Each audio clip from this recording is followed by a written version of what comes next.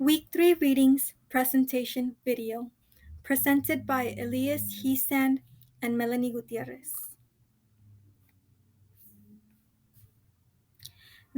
These readings talked about bilingualism in communities and in the classroom. They discussed the ways in which bilingual speakers talk and express themselves. As you listen to this video, think about the main ideas of the readings and how we can see them played out in the classroom. Think about how you might encourage bilingualism in your own classroom. This presentation analyzes the main ideas and arguments of 3 readings, which include Centella 1997, Martinez et al. 2014, and De los Rios 2017.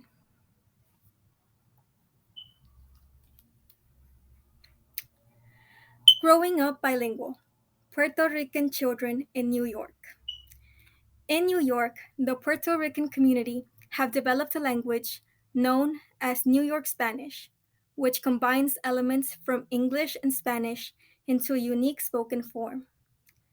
Many critics argue that this Spanish is sloppy, but young speakers are reclaiming their code switching abilities as something to take pride in. The young have reason to be proud of their ability to switch languages. Their communication in English or Spanish or both responds to complex social and linguistic variables.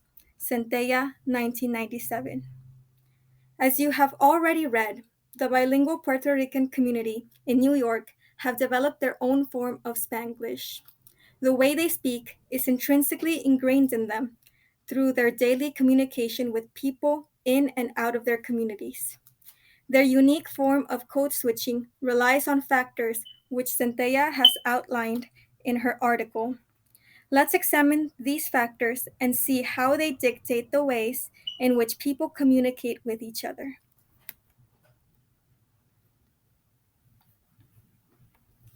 Centella outlines 3 ways in which people code switch.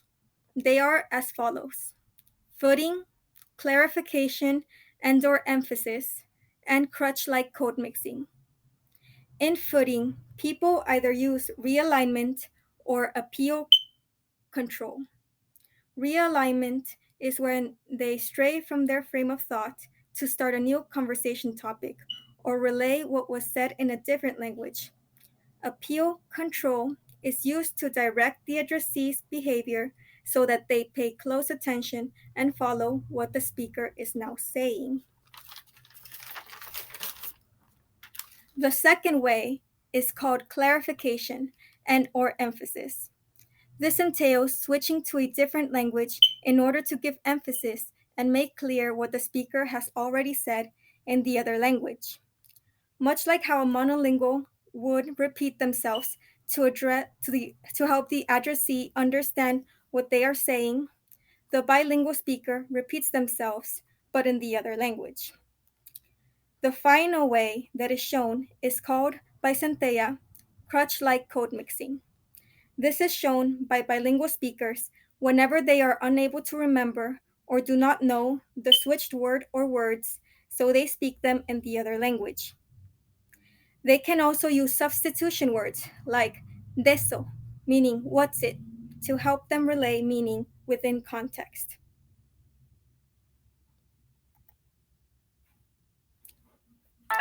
Why do bilingual people code switch?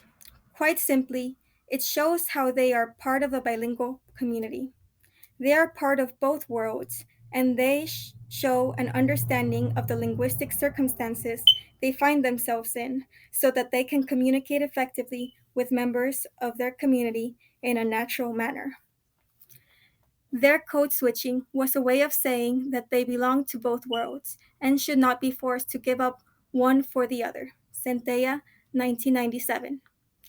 Every time they said something in one language, when they might just as easily said it in the other way, they were reconnecting with people, occasions, settings, and power configurations from their history of past interactions, and imprinting their own active identity on that history.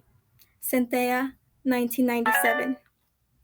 The following video shows an example of how bilingual people communicate through code switching. Hi, I'm Celeste Roseberry. In this video, we're going to see some students code switching between Spanish and English. Code switching is a typical behavior found among bilinguals worldwide. So, Brianna, ¿qué vas a hacer este verano? Pues, I think I'm just going to trabajar y luego voy a ir, I think I'm going to LA for a weekend and quiero dormir porque, we don't get much sleep in this Yeah. major. Oh my God, me too. I want to sleep. Es Quiero todo libre, dormirme y yeah. nunca despertar, dude. ¿Tú qué vas a hacer este verano? Yo voy a ir a Rosarito, ¿verdad? Voy a ir a México. And then I'm going to go to LA for like a weekend. And then I'm going to sleep, También dormir. enjoy the rest of my life. What are you doing in LA? My novio, he wants to, this is so embarrassing. He wants to go do the little LCS. This is a League of Legends like gaming thing. Okay. And they do like tournaments or something, and then we're gonna have a fun day on Sunday. So we're just gonna go do that, and then we're gonna have a fun day on Sunday. Lo estoy tratando de convencer a ir a San Diego para ir a las playas. ¿Y si quiere ir o no? Oh yeah, the beaches are fun. Well, because you said que lo estás tratando de convencer. So. Well, es que it's not LA, it's San Diego, right? So Oh, it's yeah. another like an hour drive. Yeah. Son como Yeah. 3 hours. No, the LA and San Diego? Really? No, it's like an hour and a half. It's so close. Sí. Well, then, yo estoy manejando como a 50 por hora. No, tampoco. No, me perdí. I probably just got lost. We just saw some students speaking in Spanish and English and code switching. Thanks for watching, and see you next time. Hi, I'm Celeste Roseberry. In this video, we're going to see some students code switching between Spanish and English. Code switching is a typical behavior found.